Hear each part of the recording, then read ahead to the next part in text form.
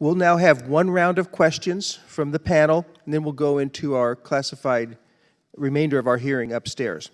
So is it your position that hypersonics have capabilities that no other weapons have? So they combine the benefits of ballistic missiles, which are high speed, and cruise missiles, which are maneuverable. We've hit some hiccups, and we're learning from that. Congressman recently decided to leak the fact that Russia is developing a nuclear space weapon. I would prefer to take that in the closed session. Well, let me tell you, if you can't answer that here, I think we know what the answer is, which is not to go spend billions of dollars of taxpayer money developing weapons that you don't know how to use. Okay, continue. You danced around this question. I want to put it to you very directly. Hypersonic is about $17 billion, and a cruise missile or a standard missile with a maneuverable warhead is about 1/3 less to achieve the same effect. We're funding research with over 300 undergraduate students to get them training in science and science and technology associated with hypersonics. I believe that both China and Russia are looking at conventional and nuclear-armed hypersonic weapons. Good afternoon to our witnesses, Dr. Horowitz, Dr. Weber, Vice Admiral Wolfe, Lieutenant General Rasch, Lieutenant General White, and Mr. McCormick. We are also joined by Mr. Rumford, the Director of the Test Resource Management Center, who will not have a separate opening statement, but will be available to answer questions. We'll now have one round of questions from the panel, and then we'll go into our classified remainder of our hearing upstairs. For both Dr. Horowitz and Mr. McCormick, in the hands of the Chinese, are hypersonic weapons able to do something that none other of their weapons can do? I can take that to start. So China is very invested in long-range strike and precision strike capabilities. They have looked at missiles for a long time to achieve their strategic goals, and hypersonics is really a continuation of that commitment to a long-range missile force for counter-intervention and strategic nuclear deterrence. Thanks so much.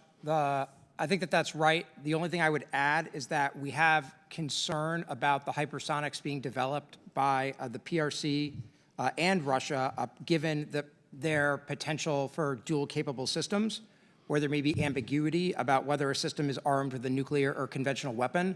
Those are the kinds of situations where the deployment of hypersonic weapons is more likely to have destabilizing effects during a crisis or a conflict, and that is also not a concern with the hypersonic weapons that the United States is developing.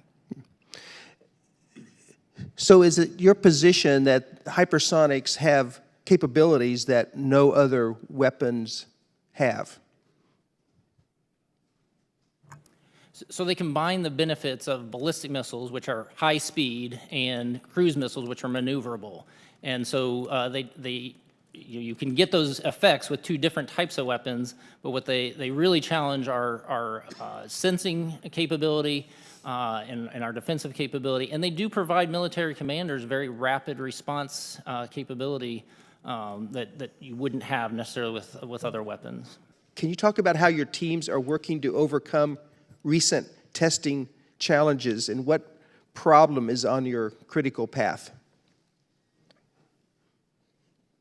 Thank you for the question, Congressman. Since the three events this last year, non-flight test activities, the team has doubled down during the time we've had available to really take a deep dive look into some of the system design aspects while we're refitting missiles to get back out to the range. So this has been a time for us, both Army and Navy, to develop some lines of effort where we do a complete system analysis, ensuring that we uncover any additional trouble spots other than what we found to date, as well as standing up an independent review team to actually come in and look over our shoulder and to make sure we haven't missed something in the past. And we can go into more details on the test activity during our closed session.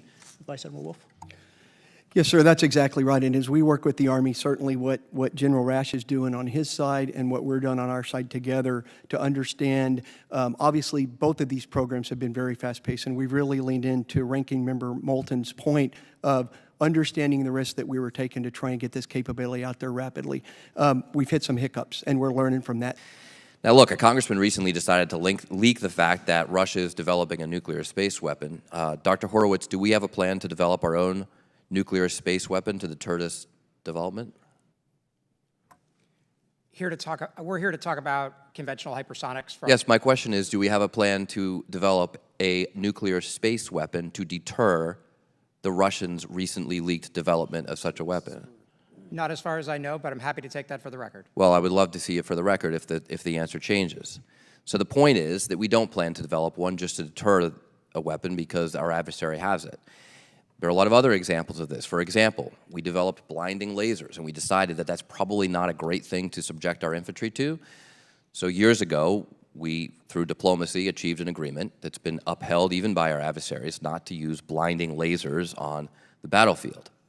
In fact, you could say this about just about every other major weapon system that has been canceled since DoD was established, that even though our adversaries have some things, we don't necessarily develop them ourselves, and we know that's a long list. Now, the chairman said in his comments about my opening statement that hypersonics provide the only way to get to certain targets. So, gentlemen, does that mean that there are targets today that we don't have the means to strike? Admiral Wolfe?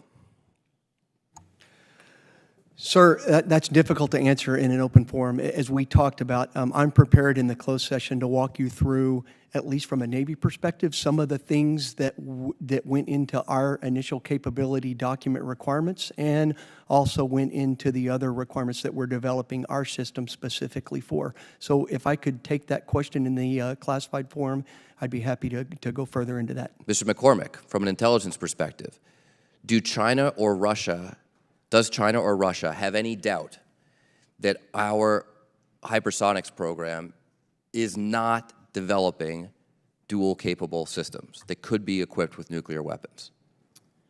I think I would prefer to take that in the closed session. Well, let me tell you, if you can't answer that here, I think we know what the answer is. So it's great that we think our hypersonics are not strategically destabilizing, even though you have admitted that our adversaries' hypersonics are. But it doesn't matter what we think in this situation. It matters what Russia or China thinks, because if we launch a bunch of hypersonics into China to get at targets that we want to get in China, and they think, or they even might think, that salvo has nuclear weapons on it, that they can't even tell where they're going, because that's the whole point of hypersonics, right? They could be going to purely military targets, but they won't know that, because the whole point of hypersonics is they can veer over and hit Beijing or whatever else at the last minute. That's the whole point of this weapon system. That does not sound very strategically stabilizing to me. If we actually do receive the answer to the simple question of how you plan to use these weapons, in December, as promised, can you just explain why it's taking so long to get a simple answer to this simple question? I'll have to take that back. I think from our perspective, there are a couple. You can't explain. There are a couple of ways to think about this. The one is because these weapon systems are still in development, the concepts of operation for their potential employment are also still in development. Which is exactly contradicting the advice that we gave to the department through the bipartisan Future Defense Task Force report, which is not to go spend billions of dollars of taxpayer money developing weapons that you don't know how to use. Okay, continue. The department, whenever it develops new weapon systems, develops concepts of employment for their use, but the specifics regarding those concepts of deployment, I think some of the details that you're really looking for are the kinds of details that the department has for any weapon system when those capabilities transition. Certainly, the department has spent some time thinking about possibilities in this regard that we can talk about in the closed session. Well, I'm delighted to know that $15 billion later, the department is thinking about possibilities for how you will use these weapons. Is there evidence that suggests that the axis of evil, war criminal Putin, the regime in Tehran, and the Chinese Communist Party are cooperating in the development of hypersonic missiles, exchanging technologies or collaboration within their own industrial base?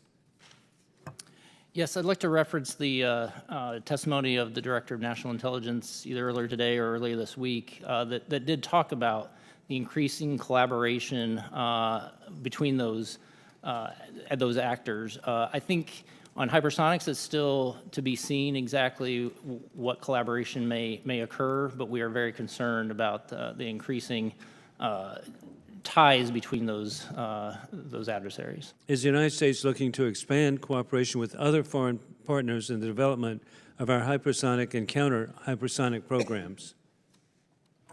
Thank you for the question, sir. Certainly, that is one of our highest priorities, is to establish allied partnerships to develop hypersonic and counter-hypersonic capabilities. As you noted, we are working very hard with our UK and Australia counterparts under the AUKUS framework to identify collaboration opportunities there, for both hypersonics and counter-hypersonics.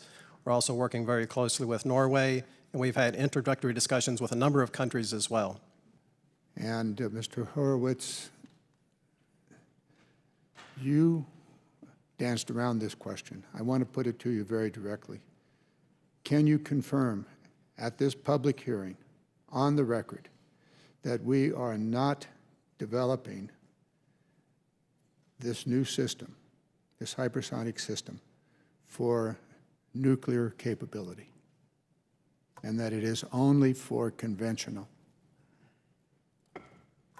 The only hypersonic weapons the United States is developing are conventional weapons, And not nuclear? Not nuclear weapons.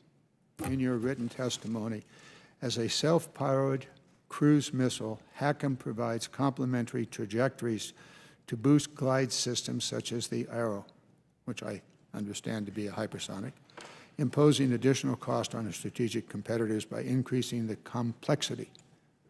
Yes, sir. What I was referring to there is that the hypersonic attack cruise missile is a cruise missile that has speed, range, and maneuverability like we talked about. And so that is the focus of that particular capability. And how does that differ from a hypersonic? So it's exactly Its what Mr. effectiveness. McCormick said. The dependence on how, and I can't go into too much detail here, all hypersonics are technically not created equal in terms of from a technology perspective, but I can certainly go into greater detail, and I think I plan to during the closed session. Well, the GAO suggests that a hypersonic is about 17 billion, and a cruise missile or a standard missile with a maneuverable warhead is about 1/3 less to achieve the same effect. Anybody disagree with that analysis? So I think that analysis has to be highly contingent on how many you're buying, for example. Doesn't everything? Yeah, so the greater quantity would be a determination. I know there was some questioning from Dr. LaPlante and the Honorable Hsu early on about the cost of weapons. And so we sent over an RFI that basically laid out some of the details on that, and quantities have a significant impact over the overall cost. But in comparison, there The is... more you buy, the cheaper they are per unit. Yes, sir, that is correct. And the total cost? I'm going to yield back. Thank you.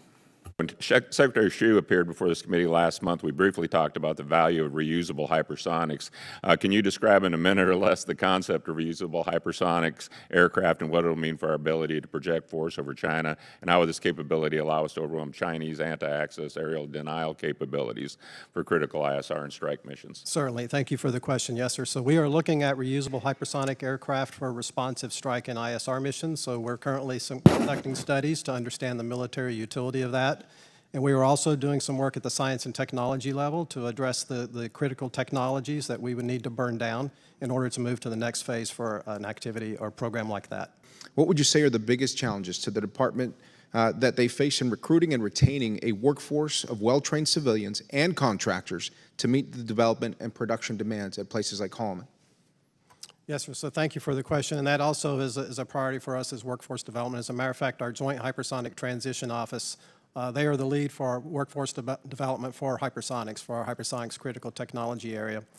So it's important that we work very hard to attract the scientists, the STEM students, as well as the technicians. So it's not just the scientists and engineers, but also the technicians as well, and the skilled laborers who can help us with production. So through the University Consortium for Applied Hypersonics, for instance, we're funding research with over 300 undergraduate students to get them training in science and technology associated with hypersonics. We're also working to establish internship programs for those students to come and work in government or industry labs. And then we also have outreach with community colleges and tech schools to try to attract the skilled laborers that, they're coming up in those educational facilities to come work for us in Hypersonics to support our production lines. So China is putting nuclear warheads on the hypersonics. Do we have any evidence of Russia doing anything like that? Okay, maybe it could be someone else. Yes, thank you for the question. Yes, we have believe that both China and Russia are looking at conventional and nuclear-armed hypersonic weapons.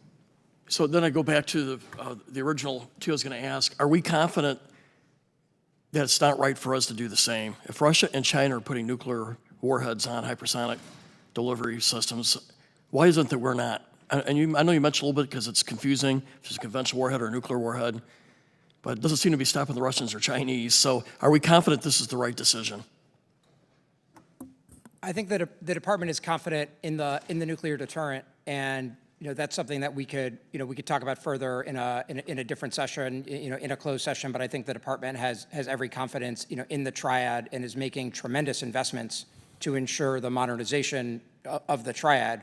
We view hypersonic weapons in particular as most useful as regionally ranged conventionally armed systems because of the way we think that they enhance the capability of the joint force to complete a variety of different missions.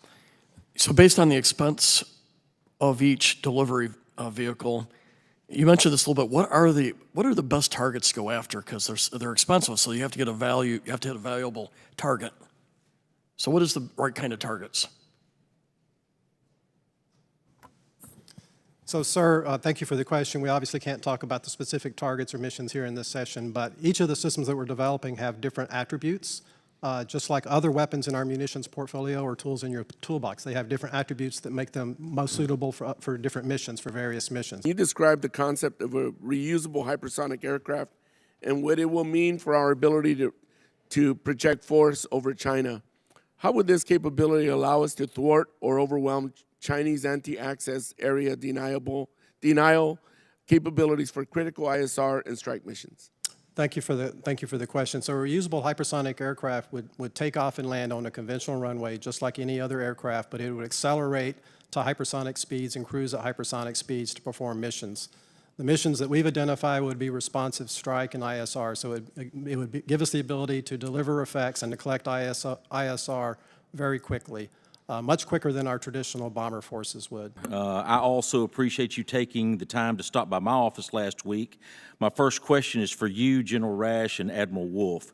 The Navy Conventional Prompt Strike, CPS, and Army Long-Range Hypersonic Weapons Program were structured to go into production earlier than traditional missile development programs once the flight test phase is complete. Do you believe the CPS and the LRHW will complete their flight test phase this year? Thank you for the question, and it is good to be here. Absolutely. We're doing everything we need to do within both the Navy program and the Army program with our industry partners to get ready to continue on with our flight test program this year. Last month, the press reported on a meeting between the Secretary of Defense and the defense industry asking companies, and I quote, to accelerate hypersonic weapon development as U.S. lags behind China, close quote. While I agree with the sentiment and glad the department is communicating with industry, the principal way to do this is through contracts and funding, putting your money where your mouth is. Admiral Wolfe and General Rasch, do you believe the Common Hypersonic Glide Body Program has the manufacturing infrastructure and resources ready for production? Congressman, with this committee's support and Congress's support over the last several years, we have made the investments in the Common Hyperglide Body industrial base to support the requirements for the Army's program in the near term and the Navy's program as well, with flexibility to scale up in the out years as needed. Thank you. Would you say in general these programs have gone faster and cost less than typical missile development programs? These programs CPS and LRHW are significantly faster, much more aggressive schedule than traditional programs. I mean, we're 5 years, we're into the 5th year of this activity from the Army's perspective. Traditional Army missile programs anyway are anywhere 7 to 10 years, so we're well ahead of schedule. Cost, it's expensive going fast. You pay a price, but then again, we're seeing a lot of that up front versus on a traditional program, it would be spread out over a longer period of time. Mr. Rumford, what else do you need from Congress to scale the MACH-TB program? So MACH-TB, thank you for that question. MACH-TB is actually a game changer to how we take things on. If you look at traditional acquisition and what the three gentlemen to my left have to do, is often when they're doing their all-up round tests, there's a whole set of components that are all being tested for the very first time. What MACH-TB is really brought is this game-changing approach that we have hypersonic flying test beds. Things that we actually can't test in a ground test facility, like a new radio system, a new comms link, we can test in a very reliable, repeatable type solution with MACH-TB. So MACH-TB is an essential solution that we want to move forward on. From a standpoint of support from Congress, absolutely is the approach of funding. We definitely need funding to be able to move forward and to scale the program to the size we need. From an authority standpoint, we believe that we mostly have all the authorities that we have. One of the things that we're looking at when we use private sector activities is understanding that public-private relationship and who has the responsibility. So, for example, we're part of the MACH-TB program is looking at leveraging commercial space ventures like VARTA that is launching into space, and then we're looking at using the reentry aspects as a hypersonic profile. When we use commercial sector like that, private sector like that, understanding who has the insurance responsibility and understanding how that balance is, it's wonderful when things go right, but we need to be prepared when things go wrong.